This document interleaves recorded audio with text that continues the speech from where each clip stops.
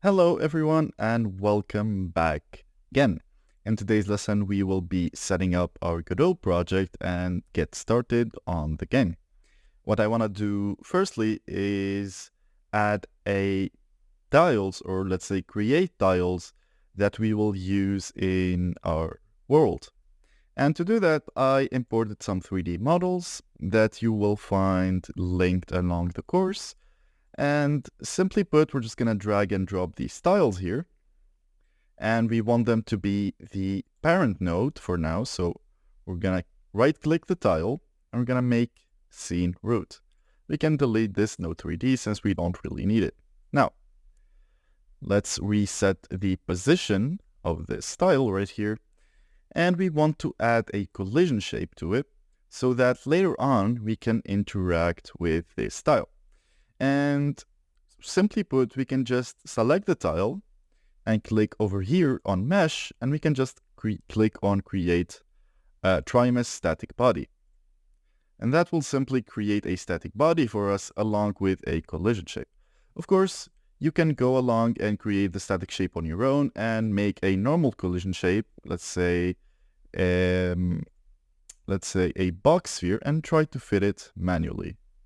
But you can also avoid the hassle and use the button that I showed you earlier. And now, after we're done with this, we also want to change this once again, since I want the static body to be the parent node of the scene. We can now just rename it to tile grass, since this is what it is. Now, we can click Ctrl S to save this scene. And let's just create a new folders. Let's call it tiles, since we want to save all of our tiles in one folder. And let's save this tile grass in here. Now, making a tile for each of these models is a bit tedious. So what we're going to do is we're just going to duplicate it. Let's check which tile we want to do. First, let's do the tile dirt one. We can just duplicate this and change grass to dirt. Let's open up the dirt scene, select your mesh right here, and since all of these tiles have the same size, you don't have to readjust the collision shape or anything. All you're going to have to do is select the mesh and drag and drop your tile right there, and it is perfect. I will not readjust the collision shape since this is going to be a top-down game, and we really don't need collisions that much other than for detecting raycasts, which we will go into later on. So for now, this is fine. We can save this, and then we will do the tile straight, for example. And we're going to have to do this for every single tile. So let's do tile straight. Oh, I made a typo here, so let's actually rename it and add a T at the end. Perfect. Open up this one. We're going to select the tile. It's going to do the same exact process. We're going to drag and drop the tile straight right in there. We can close the tiles that we finished. Now, we should actually do this in order. So let's do the corner square. What I can do is you can just click here, rename it, copy the name, and then just when you duplicate it, you can just paste the entire name, and that will be less of a hassle. Let's select our tile, and let's drag and drop our tile corner square. Let's do the end. So let's duplicate this, pin straight to end, open it up, select our mesh, and drag and drop the mesh needed. Now we have and round spawn. So we're gonna do here, duplicate and round spawn. You can name these whatever you want, really. It doesn't change much since this is just a personal preference. And we can just drag this right here. We did the straight.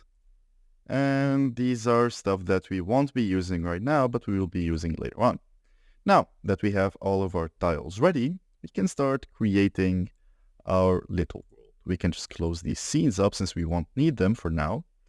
And let's start by making a 3D node. So it's a node 3D. We'll rename it to world since this is going to be our world here. Nice. Now, what we can do is we're going to activate the snap. And now when we drag and drop our tiles, it snaps perfectly.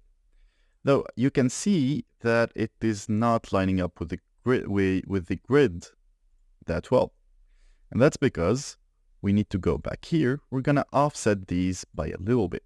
So instead of transform being 0, 0, on the X, I want it to be 0.5, and on the Z, I want it to be 0.5 as well. And that will be for all of them. I think I should have done this earlier, since we could have avoided all of the hassle, but it is fine to do this too. It doesn't take much time. We're just going to change this from 0 to 0.5. Oh, no, I selected the tile. Make sure you select the static body, so you move everything at the same time. Let's make sure that I moved the right thing here. Yes, I did. We can close the ones that we did. Transform, 0.5, and 0.5. We can close this, tile grass, and we're basically going to do this for all of our tiles. Now, tile straight, let's also change this from 0 to 0.5. Oh, I changed the tile again. And this is our last tile. Perfect. Now if you can go back to our world, you will see it is perfectly lined up with the grid. And when we move it, it moves along our grid perfectly fine. Now, this part is up to you, whatever way you want to design your map. Personally, I would like to start with the end route spawner, although it's called the end route spawner, but we're going to be using it for the begin spawner. For some reason, it always go back to position 0, 0. Okay, perfect. And now we can rotate this however we want. Let's say I want it to be like so. And let's add a tile straight right here. As I said, all of this is preference. You can do this in whatever way you want. And now we won't have to drag stuff over again. What we can do is we can just Control D and then move it along the grid. And that's basically how we're going to design our map. So I want another one here. I want another corner here. Oh, which one is the corner? That one. And let's move it all the way over here so it lines up perfectly. Now I want more of the straight parts. So we're going to Control D. We're going to do Control D once more. And that way you can make a good looking map. Let's click our select tool, Control D to move it all the way here, and we can rotate it. And the same goes for all of our parts in this level. And we just need one more corner. Let's rotate it so it faces the correct direction. And we just need more straight parts. So we'll copy it and then place it right there. Now what we're missing is the end, which is this tile end. Just select it, reset the transform, and just move it all the way here. Perfect. And this is our little course, but we want it to look a bit prettier. So we're going to add these grass tiles on the side. Let's reset the position and let's move it to where we want it to be. Let's actually add some right here, since they look really nice, because we don't want to have an empty path. Of course, you can decorate this however you want. If you want to, you can get more 3D models and put stuff around, trees, rocks. That's really up to you. But for the sake of simplicity, we'll just have this small field around the road. So we'll just finish up real quick by moving all of these here. Perfect. And yeah, this is basically our start. We have our map ready and we will start progressing more on the functionality. But for now, we have at least a base that we can start working with. And yeah. Hello everyone and welcome back. In today's lesson, we will be organizing a bit the project and getting started on the enemy path that will go through this road. And that's basically the main loop of our game. Now, to organize stuff, I want to create a node 3D. We'll call this map.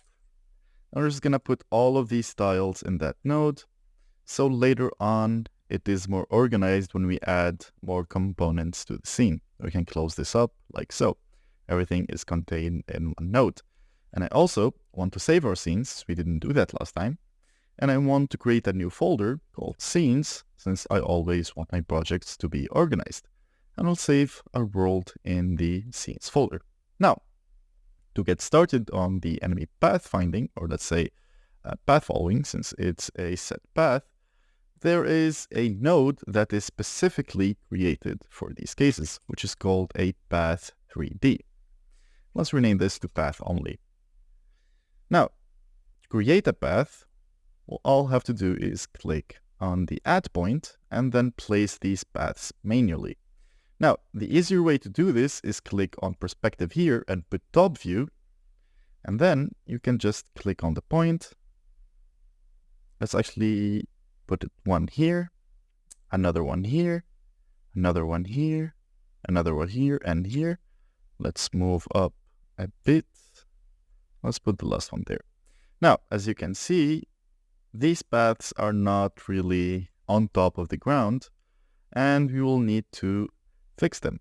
We will select this icon, which is the select tool for these points. I'm just gonna move them up just a little bit. Let's move them a little bit up. It keeps selecting the thing, but let's just try, and we don't want to rotate it, we want to move it. So let's see how we can do that without moving the entire path. I think we should disable the snapping. Yeah, that's an issue as well. And let's actually go through here. We need to pull this up a bit and pull it to the side. The same goes for this point. We want them to spawn right on top of this tile. Ooh, not too much to the right. And perfect. What we can do is to set a perfect Y value. We can select the path 3D. We're going to click on curves. We're going to click on points. And here we can see all of the position for our points. Now, for Y, let's actually set it up to 1. That's actually too high. Let's set it up to 0.2. I think that is good. Let's actually do 0.3. That's perfect. Let's do 0.3 for all of these points. And for the last, this one is 0 for some reasons. And all of them, let's put 0.3. So they're all on the same Y value, 0.3. Now, that's done. We can just fix these points a little bit by hand and go back and check that it's still on the same Y value. Perfect. Our points look a bit nicer. Let's actually move this right here. And that's the second point. So we're gonna have to go check it again. So it is on the same Y level. Perfect. Now our points, or our path, follows this small road that we have. And we're set now to start creating our first enemy. Perfect. And to do that, let's actually create a new scene for this. Let's create, first off, let's save this up and then create a new scene. And let's start by adding something called a path follower. And this node is what we're going to use to follow this path that we created right here. Let's rename this to UFO, since that's what will be the name of our enemy. Under it, I want to add a character body 3D. Let's call it let's call it enemy for the sake of not confusing ourselves with the same name twice. And of course, our enemy is gonna need a mesh instance. So let's add a mesh instance. And in here, we're gonna drag and drop one of our 3D models, which is right here. Enemy UFO red.objects, and we're gonna drag it right there. We also need to create a collision shape for this. So we're going to do a collision shape. And it doesn't really matter as much since their collision is only used to detect if they've been hit by, let's say, a tower that we made, or if they reach the goal. So it doesn't really have to be perfect or fed the mesh perfectly, but something like this would suffice. Now, we need to save this, and let's save it in a new folder. Let's call this mobs. So in case someone wants to expand on the game, the folder is already organized. So now that this is saved in our mobs folder, we can start with the basic UFO script. I actually want to attach it on the character controller, not the path follower, since attaching it here will be easier for us to access some of the functions in the character controller. So let's create a script, and let's create a folder, just like everything else, for scripts. So we're going to do scripts and enemy.gd. We're going to hit create. Perfect. Now we're going to start working on our script. What our enemy needs is obviously a speed value. So we're going to export it so you can edit it later on in the inspector. We're going to do var speed. Our speed is going to be an integer. Let's say for now, let's set it for 2. And our enemy also needs a health variable. So we're going to do health, and it's also an int. Let's say it has 15 HP. Now, we need to access the node that we made earlier, the path follower, since that's what we're going to use to move our player. So what we're going to do is we're going to do onReady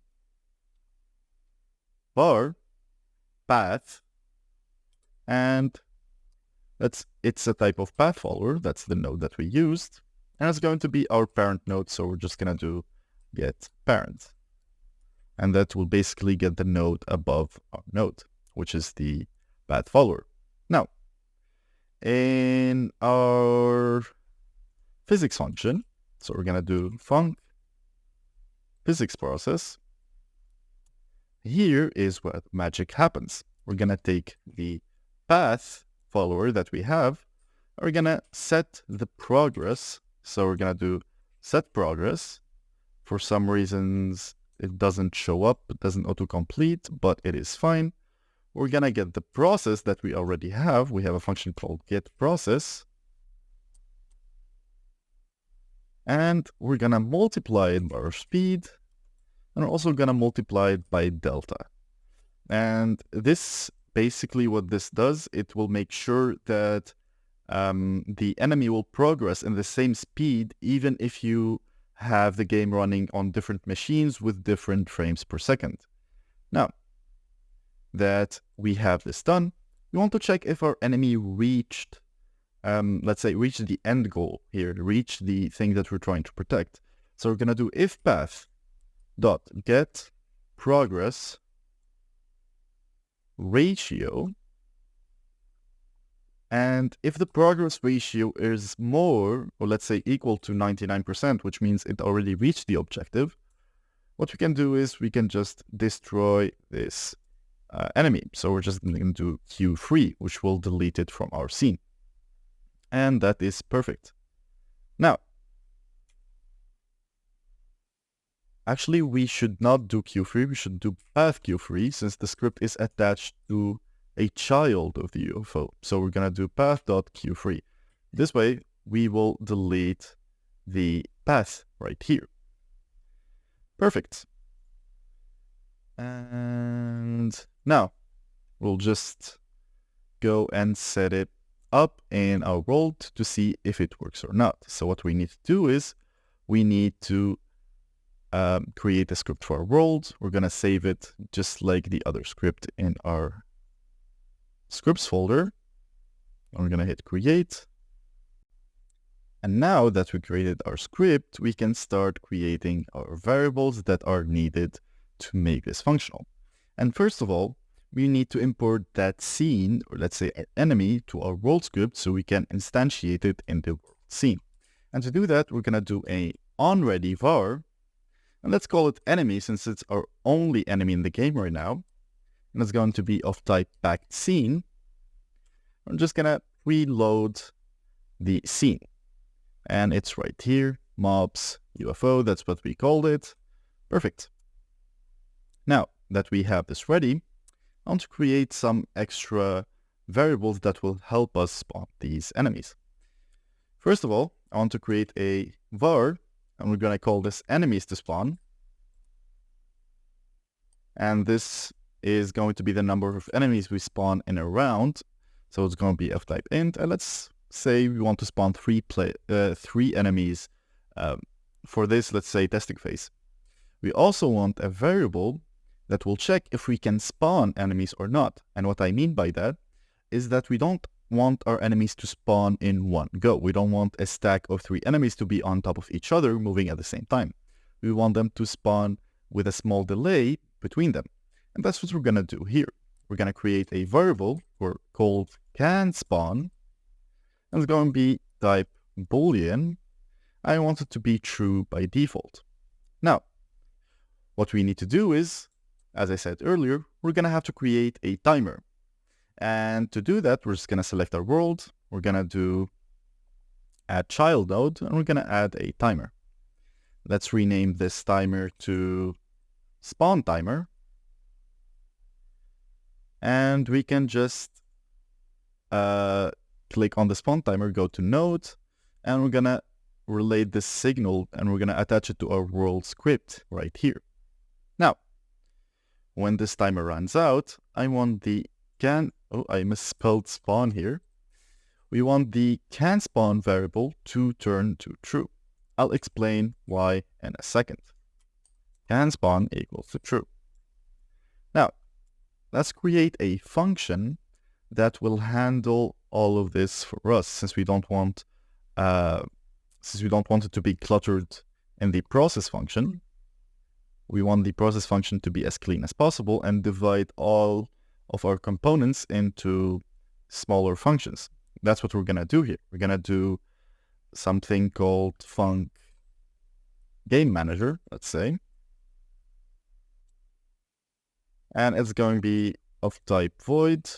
And in the game manager, I wanted to check if we can spawn enemies or not. So it's going to do an if enemies to spawn are more than 0, so we have 3 enemies to spawn, and we can't spawn, so canSpawn is true, then I want this timer to start, so we can drag and drop it right here, .start.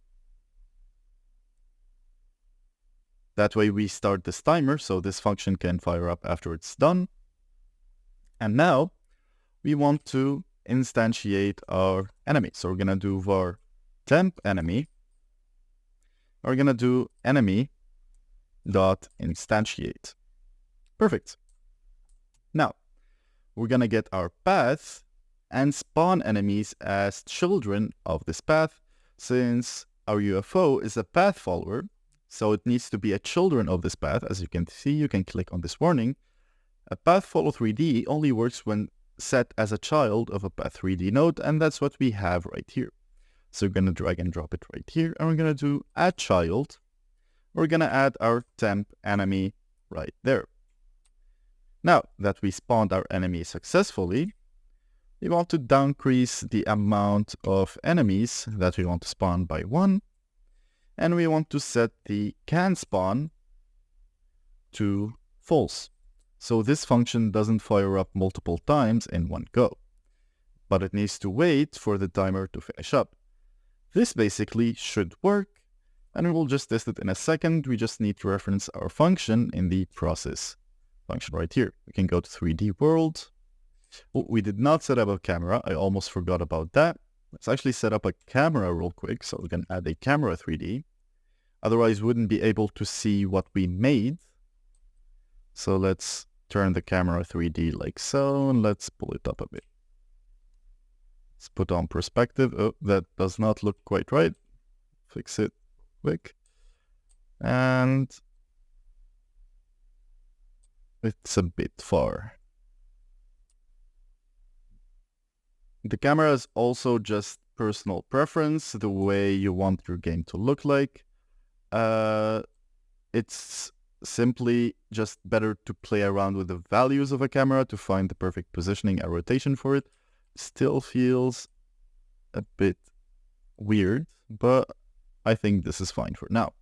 We can test out our scene by clicking F6 on our keyboard or clicking on this icon here. And now we have an issue which calls get process, non-function get process and base. Oh no, get progress. I wrote process by accident. Sorry about that, guys. We'll just replay it again. And as we can see, it did spawn, but it is not functioning correctly for some reasons. It is not moving like we hoped it would. And we need to find why it's doing so. Let's see.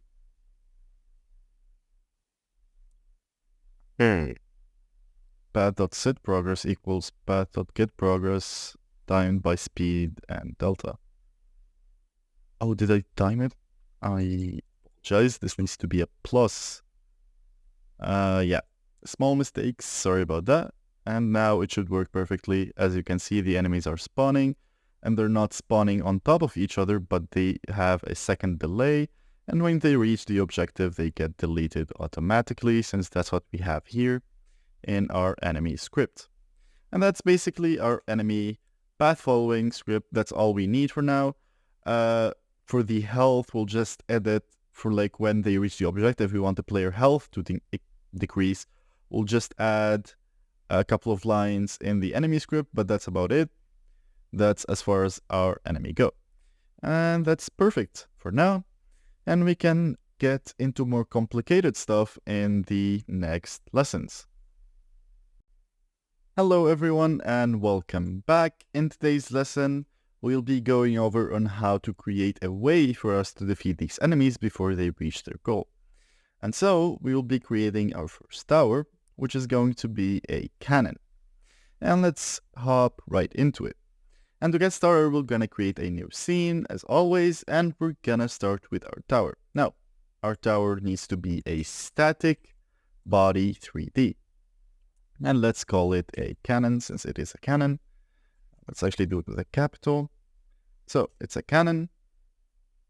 And now we want our cannon to have a mesh so we can see it. We luckily have a 3D model for our cannon, and it is right here, weapon cannon. We'll drag and drop this to the mesh, and here we have our small cannon. Now, we still need to add a collision shape, so we're going to add a collision shape to it. Collision shape. And we want this to be a box shape, and we want it to be like a platform, like so, just right under it. And this fits perfectly because it is the same size as our tiles, so when we place the cannon, it will just sit right on top of it, just like one of these tiles. And you will see why when I keep going more into details later on. Now, we can save this in our scenes folder. That's where we're going to save everything that is important. Now, what we need to add is a node that will indicate where the bullet should fire from in this cannon.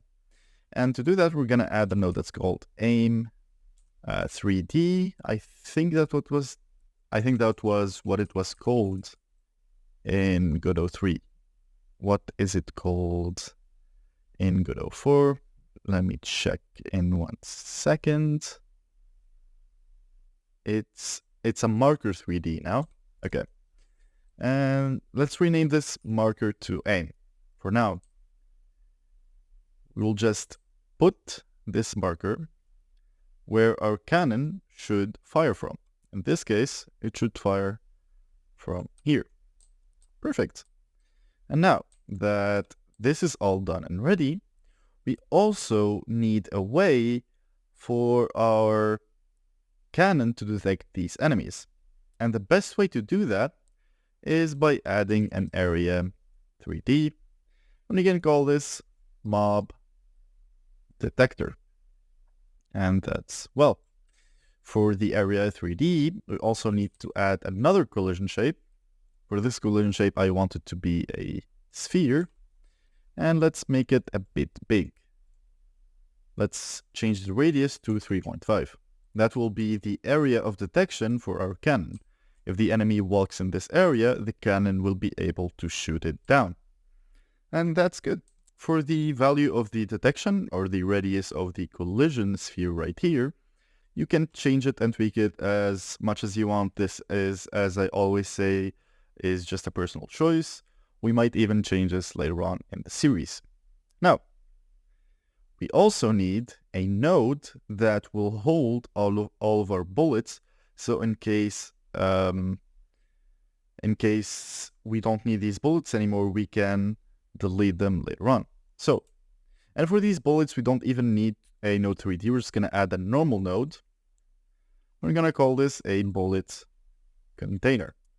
And this is where we're going to contain all of our bullets that we shoot into our 3D world. Now, we need one more node to finish setting up our cannon, which is a timer, because we don't want our cannon to like spam shoot our enemies. We want a delay between each shot. And that's what the timer is. We're going to call this shooting cooldown. For the wait time, we'll leave it as 1 second for now.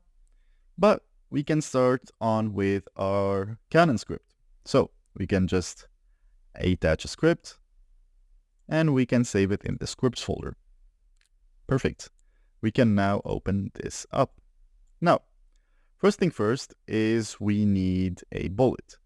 But we don't have a bullet scene yet, so we're going to keep this as empty for just a second. We'll go back and create a bullet scene right after this. So we want another variable. Let's call it bullet damage. This will indicate the damage that our tower does. For now, let's put it as 5. And we also need a variable that will keep track of the current targets in our area 3D that we created earlier. So we're going to do the variable. So we're going to do var current targets, and it's going to be an array since we can detect more than just one enemy. We're going to give it an empty array for now. We also need var current, or just say cur for short, and this is going to be a character body 3D. And what this is basically the character body 3D that we made for our enemy earlier. So these are all of the targets in our area, but this is the current target that we are shooting. That's what basically this says. Now, we also need another variable called canShoot to check if we can shoot or not, or are we still on cooldown, which is going to be a boolean, and it's going to be true by default. Now, let's actually start by getting a way to detect our enemies. And to do that, we're going to go to our mob detector node. We're going to check if a body has entered our area. We're going to connect it to the cannon script. At the same time, we want to check if a body left the area, so we can remove it from the current targets array. That way, we don't shoot a target that's already out of our reach. And now, what we need to do is, I want to be able to check that our target is indeed an enemy that we should be shooting down. Now, we did not do this for the UFO earlier.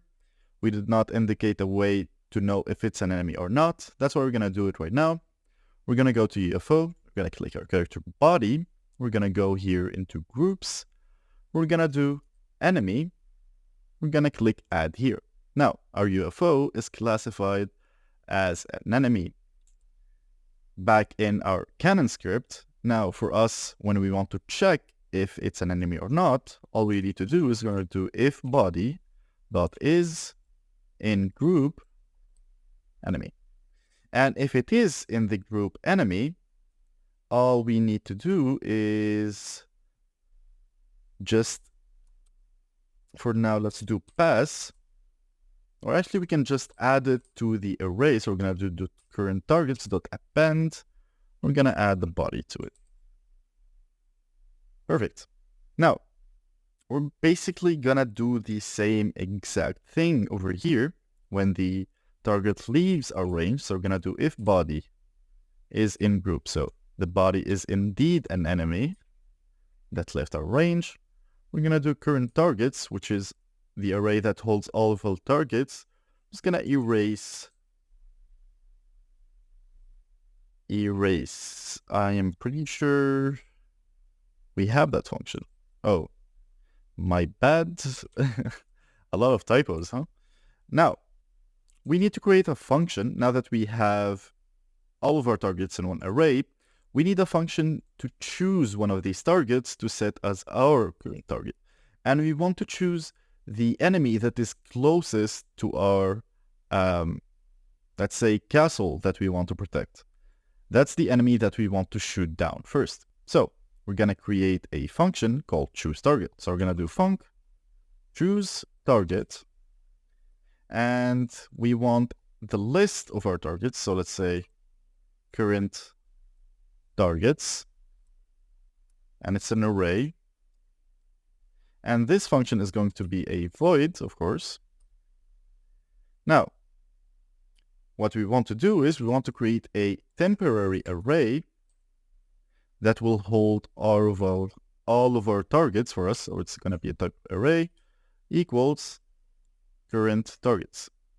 Now, we want a variable that is our current target, and it's going to be of character body 3D, and it's going to be null. Now, we're going to go through all of these targets. So we're going to do for I and temp array. We're going to check if our target is null. So if current target equals null. So if it is null, we don't have a current target. Let's set the current target to I for now.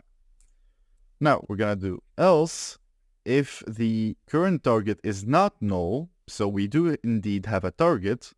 We want to check if it is the closest, if it's closest to our castle that we need to protect. Otherwise, we can switch to a target that is more farther away.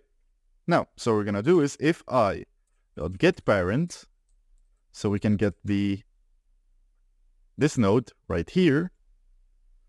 So let's go back to the GDScript, .get parent.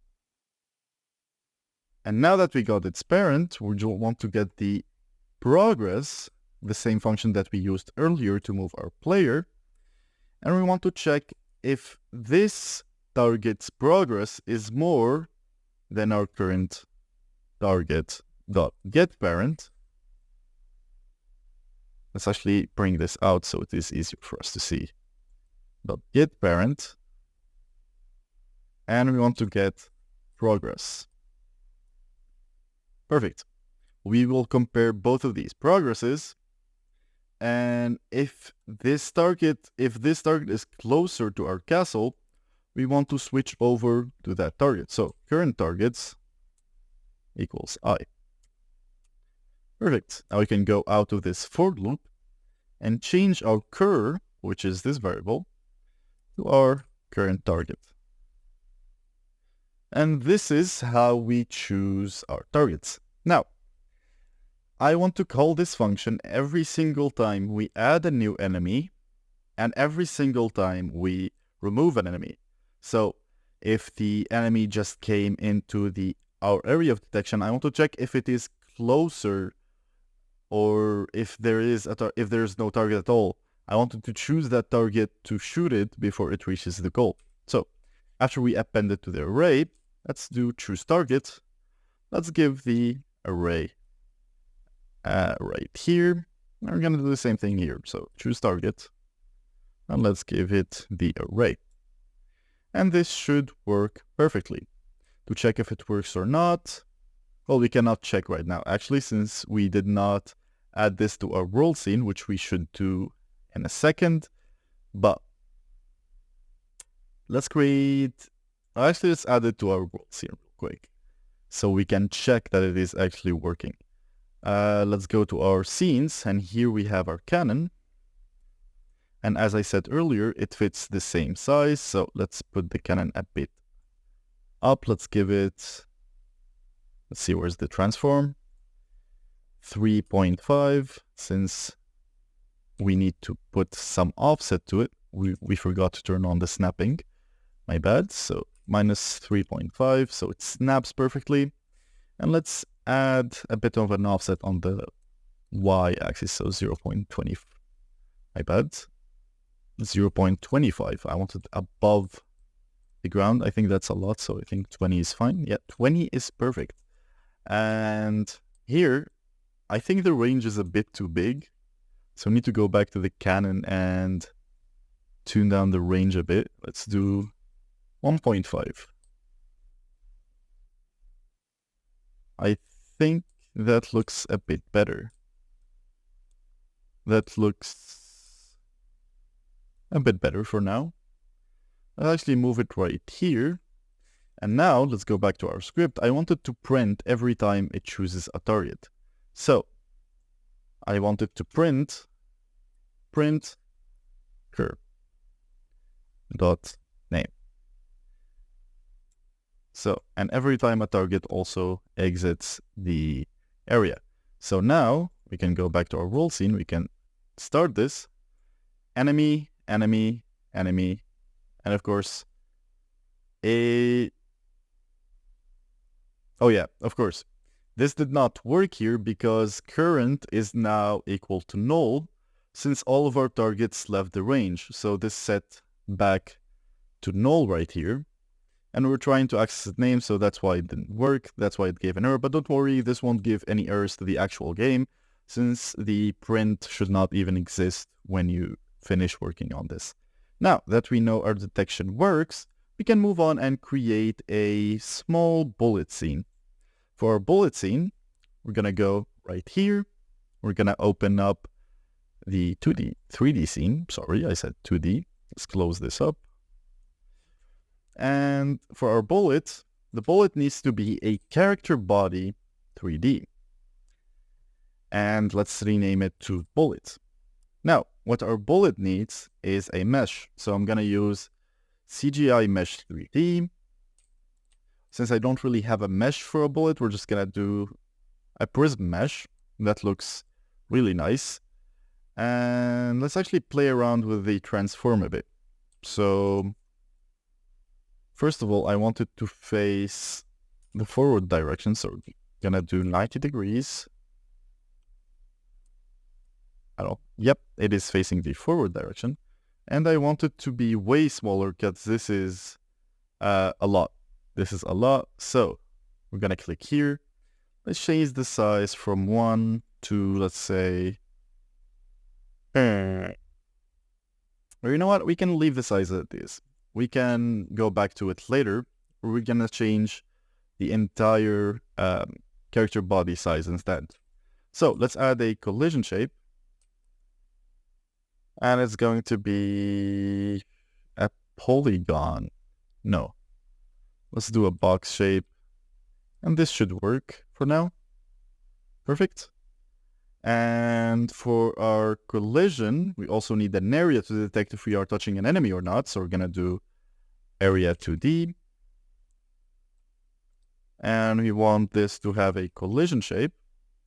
And the collision shape is also going to be a box, but it needs to be a bit bigger than the actual collision shape of the object. Since this is needed to detect if it is touching, you need to turn off the snapping. I always forget to turn it off. Since it is touching the enemy or not, and not just bounce off the enemy. So it just needs to be, let's actually make it a bit bigger. It's fine. A bit bigger on the sides. And that looks perfect. We will rename this area to let's say collision, since this will detect our collision, and we can save it in our scenes. Now, the bullet also needs a script. So we're going to do that. We're going to attach a script to it. We're going to save it in our scripts folder, like always. So bullet.gd, and we're going to hit create. Now, what our bullet needs, it needs a target. So we're going to do var target, and it's a character body 3D, which is going to be our enemy, our UFO. And we also need a speed for our bullet to travel. So we're going to give it a speed of 20. And we also need bullet damage. So we're going to do bullet damage of type int, but we won't give it a value since the bullet damage is determined from the tower itself right over here. Perfect. Now, the bullet script is fairly simple. All we need to do is a physics process function, and in here we're gonna check if is instance valid. So it checks that our target is valid and it's not null. That means we do have a target. We want our velocity to equal, actually make this a bit bigger. We want our velocity to equal the global position dot direction to target dot global position. This way it will move directly to our target. And we also want it to face our target, so we're going to do look at target dot global position. And we're just going to do move and slide. That's basically all we need. Now, if our instance is not valid or our enemy has been deleted, we also want to delete this bullet since we don't want it to be following an imaginary target. Now, what we also want is we want a way to check that we touched the enemy. So we're going to do func. Actually, this is not a function that we should write on our own. I think we just need to connect a signal for a body entered 3D, sorry. After we connect the signal, let's go back to our script. Oh, perfect. Let's go back to our script right here. We're just gonna check if the body that we touch is in group enemy, then I want the body to take damage based on the bullet damage. And we want to delete the bullet. What take damage is a function that we will add to our enemy right now. So we're gonna do func take damage, and we pass damage if I'm not wrong. So we're gonna do damage is an int, and it's going to be of type void. And in here we just want to do health minus equals damage. That's basically it. Now, the bullet now deletes itself, but we also want to check if our health is below 0. So we're going to do if health is below or equals 0, then we also want to delete the enemy. Now, that's basically our bullet. We can go back to our cannon. I'm going to do preload. This reload.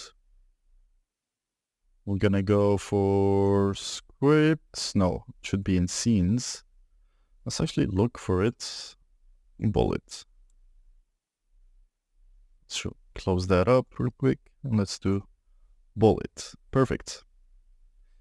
And we forgot to define this as a packed scene, so it is easier for us later on. Now that we can detect our enemy, we need a way to shoot this enemy. And to do that, we're just gonna create a function that's called shoot to keep everything organized. So we're gonna do func shoot, and it is a type of void. No, that was by mistake. And what you basically need to do is just instantiate a bullet and just give it a target. So we're gonna do var. Let's call it temp bullet, and it is a character body 3D, and it is, let's actually make this a bit bigger, and it is a bullet dot instantiate. Now that we instantiate the bullet, we need to give it a target. So we're gonna do temp bullet dot target equals current. We're gonna also give it the damage. So bullet damage is equals to bullet damage right here.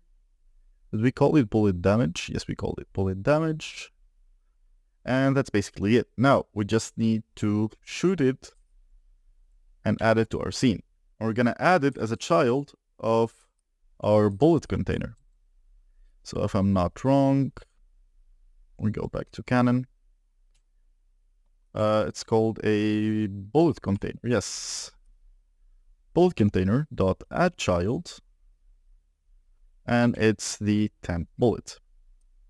Now, I want the bullet to come out from the position that we set earlier using our marker 3D, right in front of the cannon's entrance. So we want to do temp bullet dot global position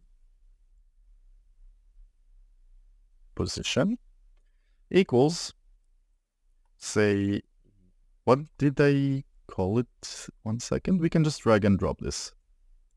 We need to close this first, drag and drop. So we're just gonna do dot aim dot global.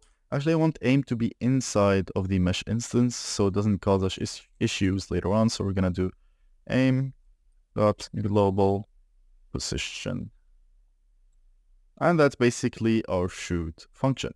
Now, even though our shoot function is there, we never really called it before. And that's because we need now to create the logic that it checks if we have a target, and if we do have a target, we want to shoot that target. And this is when we're gonna start using our shooting cooldown. But for now, let's actually create a func process.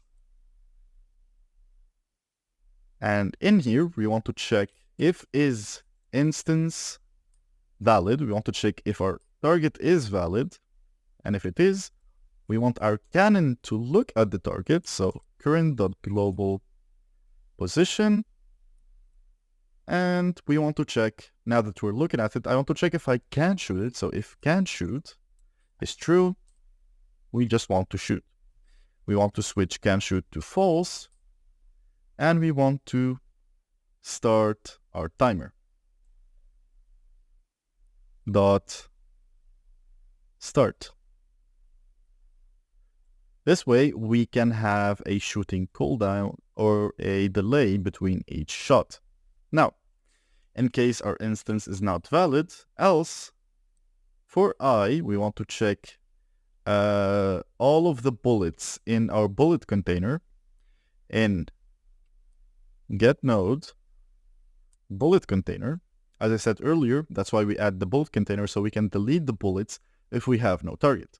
So get child count.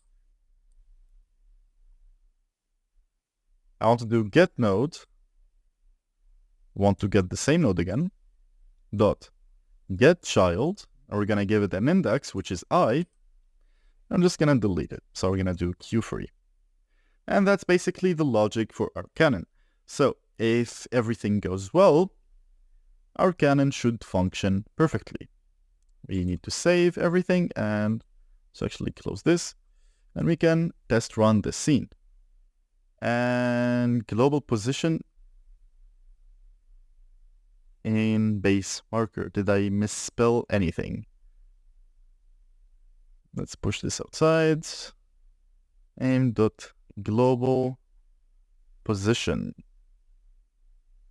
I don't think I misspelled anything. Oh, it's not a function. It's not a function. I added that by accident. Let's try it again. It works, but our cannon does not reset since the cooldown is not working perfectly yet, since we did not add the timer yet. Now, let's add the timer. Let's do connect. And now, when the timeout signal is here, we want to set can shoot to true, so the cannon can shoot again. And we also forgot to downsize the bullet, and it was way too big right now. Just want to select the bullet and go to transform, and for scale, let's put it to 0.1. Let's try that again. Let's go back to our roll scene. It does shoot, but the bullet is really slow. And the cannon is facing the opposite direction. And a quick fix for that is just go to the mesh instance, transform, and just rotate it by 180 degrees. on the y-axis. Now, let's check this again. The cannon looks at the targets. Our UFOs are huge as well. We need to kind of make them a bit smaller. So we're just going to go, don't change the transform for the path follower 3D, but change it for the character body. So we're going to go to transform. Let's make it 0. Let's do 0.6. I think that will look nice. Yeah, that looks a lot better. But our bullets are still way too slow. They are not even reaching our enemy before the enemy goes out of range and the bullets get deleted. So we want to change the speed from 20 to, let's say 100. Let's run this again. That is really slow. Oh, I forgot to actually multiply it by speed. That was my fault right there. We can set this back to 20. And now the bullet should be flowing way faster. I don't even see the bullet for some reasons. Let's see. Did I do something wrong? No, everything looks perfect here. So let's see. What is going on? Why is it not shooting anything?